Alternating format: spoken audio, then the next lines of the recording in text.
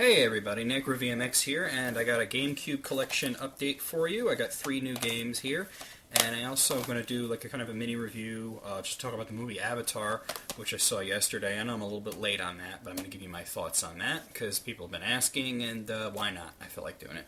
So here, let me show you what I got. I got 3 new games.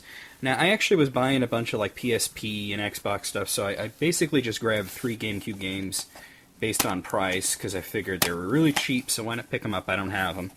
Here's X2 Wolverine's Revenge. $3 is what I paid for it. $3 for all of these.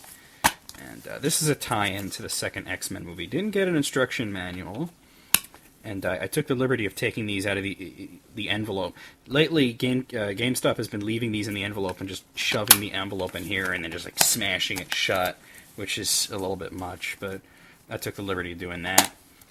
Here's MLB Slugfest 2003. This is sort of like the baseball version of like NHL Hits or NBA Blitz. There's the kind of creepy instruction manual. And there's the disc. Okay. That was also $3. There's the back of it. I didn't really show the back of Wolverine, so there that is. And finally, boy, look at this one. This one's got bargain bin written all over it. You ever look at the artwork to a game, like the cover, and you know it's destined for the bargain bin? This is one of those. This is Sphinx and the Cursed Mummy. I also paid $3 for this. I never heard of it before yesterday when I bought it, but I also happened to see a PlayStation 2 version, so it's kind of weird. But there it is, and there's my inserts, and there's my disc. And these are all in pretty, what I would call pristine condition. They're not scratched at all. So let me talk about Avatar briefly. I don't want to get too involved in it, but Avatar was actually, at least for me, I was disappointed. I had high hopes because I'm a big fan of James Cameron, and this is the kind of movie that I thought was going to be really amazing and epic, and everybody's saying such great things about it. And walking out of it, I felt like saying, that was good. That's pretty much it. It was good. It wasn't great. It wasn't like an A. It was like a B, Like, if I had to give it I usually, when I do movie reviews, when I do, like, serious reviews, I give it, like, a rating from 1 to 10, and I would give this a 7.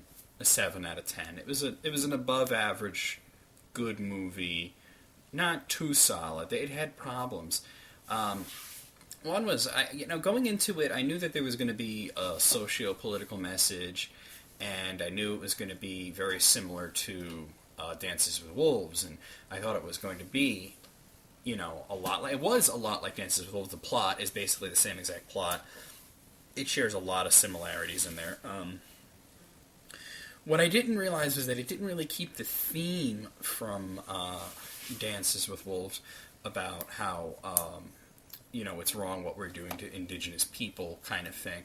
It does explore that briefly, but it goes into more of a environmentalist tangent, sort of similar to something like The Day After Tomorrow, only not a disaster movie, about, their forest being this, network, and the soul tree, and the wishing tree.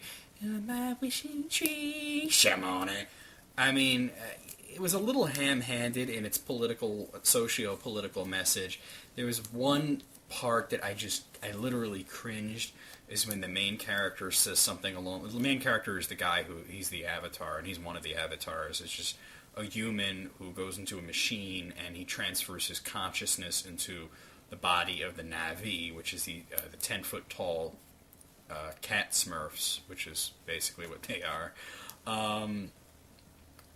And he says something along the lines of, on my planet there is no green. We've killed our mother, and now they're coming to do the same to yours. And I'm just like... Epic double face palm. Really? Did you really... I mean, it was...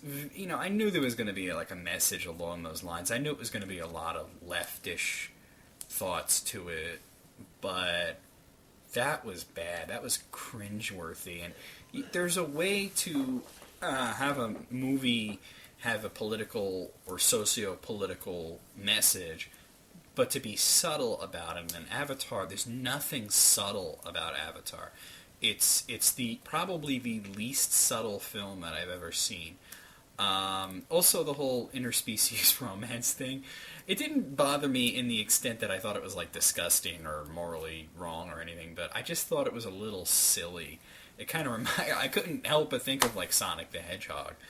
Um, Maybe the main character is like secretly a furry. Maybe that's why he was attracted to the 10-foot tall cat lady, Cat Smurf. Um, there were good things about it. The action was spectacular. The visual effects were a treat, and not just the visual effects in the graphics and everything, but the artistic vision in it is excellent. The designs and everything looks like a Roger Dean painting. Like the whole planet looks like it belongs on a cover of a Yes album. That's kind of thing that you're looking at. And you could tell that the floating mountains. Well, I mean, the gamer part of me was thinking of Chrono Trigger, but actually, the bigger part of me, the music fan, was thinking of like covers to many Yes albums, like Fragile or Tales from the Topographic Oceans or whatever, or Relayer. And there was a lot of little references in there. Obviously, it was very similar to Dances with Wolves. Everybody's been saying that. And in essentials, in a lot of ways, it's sort of a remake of Dances with Wolves. In its themes and whatnot. I thought Dances with Wolves was just a better film. Like I said, there's nothing subtle about this movie. There's nothing about it that where they're not beating you over the head with the message. It really kind of is an insult to your intelligence, where they're basically coming out and saying, we think humans are bad guys because they do this to these cat people, and we don't like that. They never explain the unobtainium, the mineral that they're after. I guess it's sort of a MacGuffin. It really served no point. So you don't know why it's so valuable or why they can't get it elsewhere. Like I said, I was disappointed. I thought it was a good movie in the sense that it was a visual treat. The action was good, and the acting was good, and that's pretty much it. I thought the script was really blunt. And I thought that the message was really, really ham-handed. Like they were not at all thinking that they would just kind of sneak their message in there. The message took the forefront. The visual effects amazing. CGI has really come a long way. I mean, you can actually look at things like the creatures and plants that were CGI, and you can kind of get a sense of the texture. Like you can think you can almost reach out and touch it, and you'd know what it feels like. I didn't see it in 3D because I don't like 3D. I saw it in 2D, which I don't know why this whole 3D thing has come back. It was around in the 60s, it was around in the 80s, and it's back now. But I won't see movies in 3D. Phone's ringing, and I got to wrap this up anyway. So, like I said, Avatar, good movie, not great. Let me know what you think. See you next week with more GameCube updates.